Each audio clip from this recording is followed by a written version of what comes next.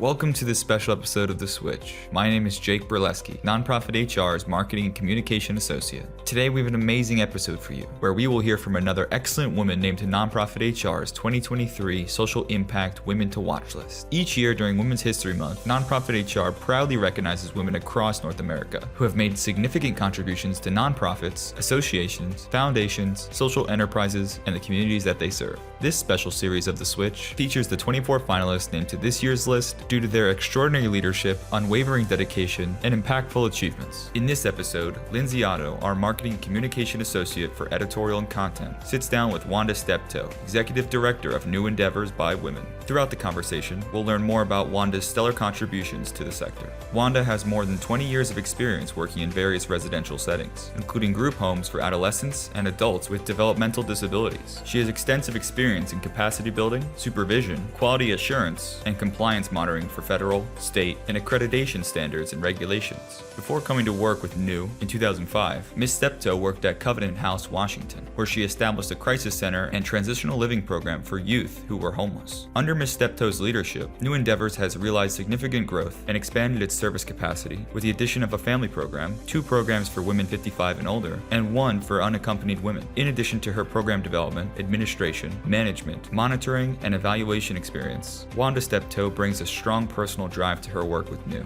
She also holds a degree in special education from Old Dominion University. You can find this recording at nonprofithr.com/The Switch, as well as anywhere you get your podcasts. Without further ado, here's Lindsay and Wanda.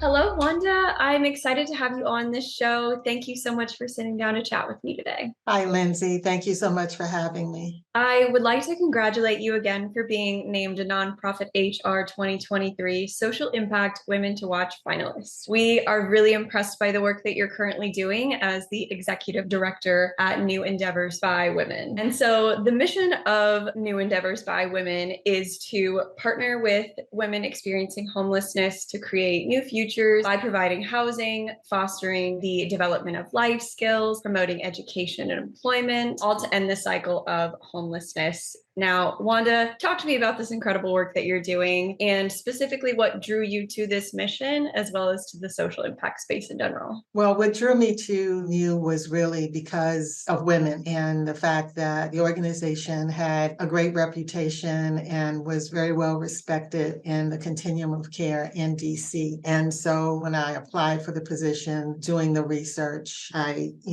came to understand that those things about the organization and also meeting with my predecessor and the passion she had for the organization and how she had built it. And that's what drew me to it. With regard to the mission, I also come from a background of having a family member who had Down syndrome and realizing that the supports that he was given through our family and through other organizations helped him to grow and to thrive as an individual, whereas had he not been given those supports, he would not have had such a great life if he had grown up in an institution or something like that. So just recognizing the difference that it makes when you have support systems, how you can thrive as an individual. Absolutely. And so what unique qualities do you feel that you bring to your organization and the community that it's built? And how has that advanced your impact? I think I'm a people person. Well, I don't think I am a people person. And one of the things that I like about New is that we are, in contrast to some of the larger organizations that do really good work in the city, we are smaller. And because we are smaller, it enables me to have relationships with the people that we serve as well as our staff.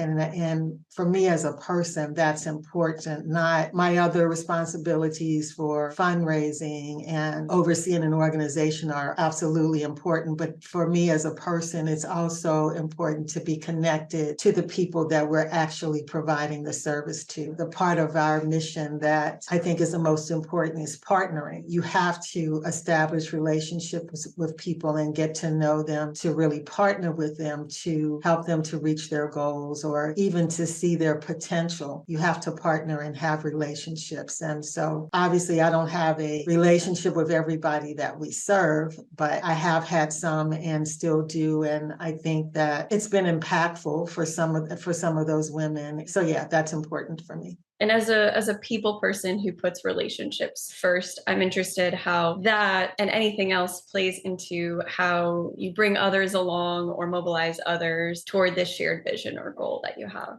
I think it's by, some of it is by modeling, but also when we're looking for staff, we look for people who are committed to helping others. You can have the degree, you can be a social worker, but having the commitment to make a difference is important. And I think when I talk about my predecessor, when I came on board, that was one of the things that was present, is that the people who were here, from support staff to case managers, everybody had this commitment to go to do whatever it took to help people to move beyond where they are. And I think that kind of filters down. We have one lady that we had served, and she was older, and she had reconnected with her son that she had given up for adoption. And long story short, the son wanted her to come to New York to live close to him and his family. He had found assisted living for her, and staff were insistent on taking her themselves versus having the son come to get her, because they wanted to offer transition and for her to understand,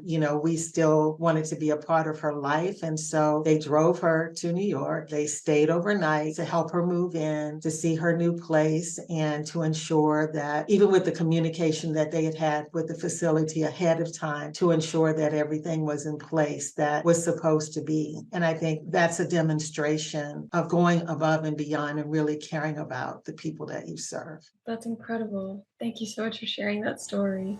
Looking to integrate talent into your mission strategic plan? During annual strategic planning, organizations often overlook what talent is needed to meet their goals. Partner with Nonprofit HR for your organization's talent management needs. We offer HR outsourcing and project-based consulting, including strategy and advisory, retained search, total rewards, and equity, diversity, inclusion, and justice. We also offer customized trainings for your workforce. Join the many social impact organizations that have trusted Nonprofit HR to help them increase mission impact through their people. Visit nonprofithr.com.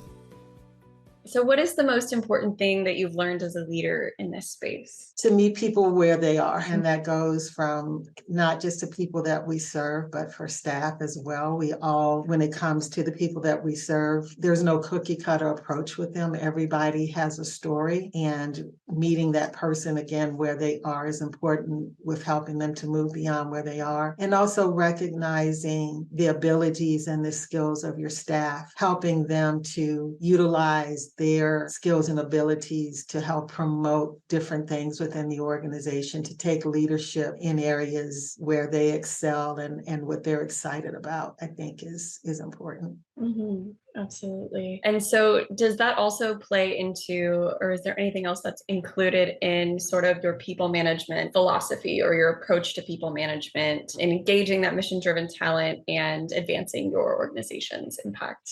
I think part of it is also a big part of it is showing appreciation, because the work that we do is very challenging, and it can be, because you become so impassioned about what you do, it can also be exhausting and it can produce burnout. And so I think the other important part for me is to show staff appreciation. One of the things that we do annually now is a staff appreciation day, where we have a speaker come in and talk to the staff about, this has nothing to do with providing services, but just something that is important for them. As a matter of fact, today we had Deloitte to come in and do a little staff appreciation for us annually, and they talked about self-care. And so having that day, and then the day that we sponsor, we have one of our board members sponsored it this year. We have a speaker on some topic that would be beneficial for staff. We have games. We have this year we're having chair massages that are being provided, sip and paint.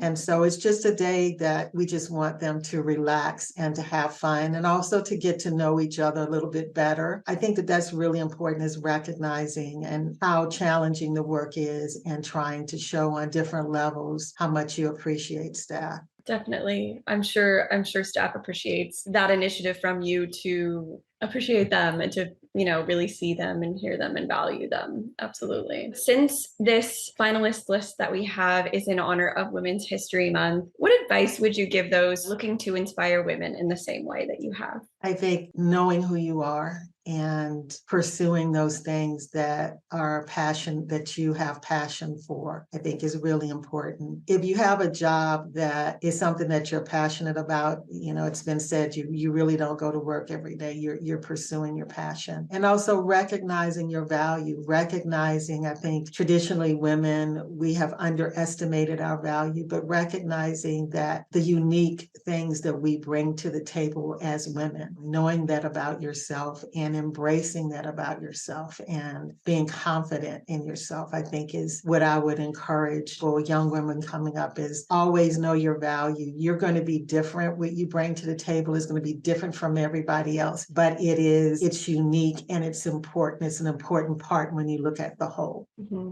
I definitely agree with that.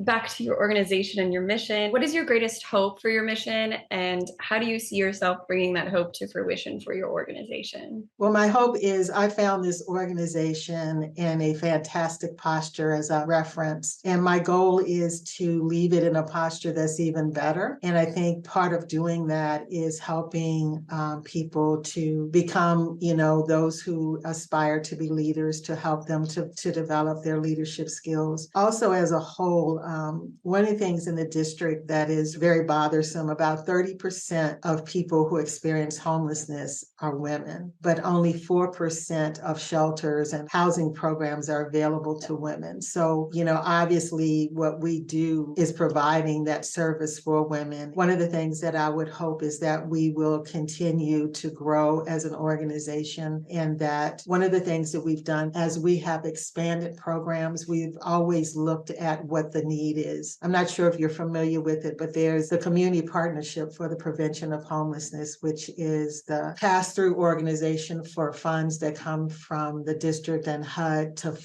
fund the continuum of care for providers like ourselves in the district. They do what's called a point in time every year. It is a survey of how many people are experiencing homelessness, and they break down these numbers, and it's done annually. One of the things we've done is that as we have expanded programs, we've looked at that data and what the need is, and we have expanded our programs based on need. For instance, we now have 2 programs that serve women 55 and older, and that's based on the fact that the homeless population of women is aging and there's a need to service them. And so my hope for our organization is that we will always be mission focused and looking at what the needs of the community is as it continues to grow, and try to meet the needs of people, of women specifically, who are experiencing homelessness in the District of Columbia.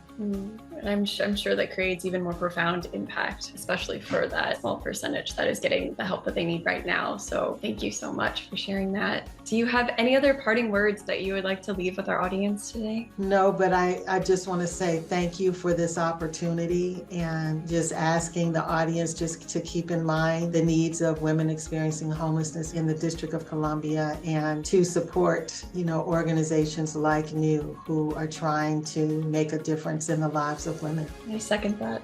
Thank you so much, Wanda, for coming on our show today and sharing your story. I really appreciate your time, and I encourage our audience to learn more about you, to learn more about NEW, and we will have that linked in our show notes. So thank you. Thank you so much, Lindsay. Well, that's our show for today. I absolutely love the part where Wanda mentions how important it is to meet people where they are, and how that drives her leadership at New Endeavors by Women. I also found it very inspiring to hear how Wanda believes that showing appreciation is the key to building relationships among mission-driven staff. Once again, we thank you for listening to The Switch, and if you're looking for more episodes, visit nonprofithr.com/The Switch, where you can access recordings and resources to help your organization maximize its greatest asset, your people.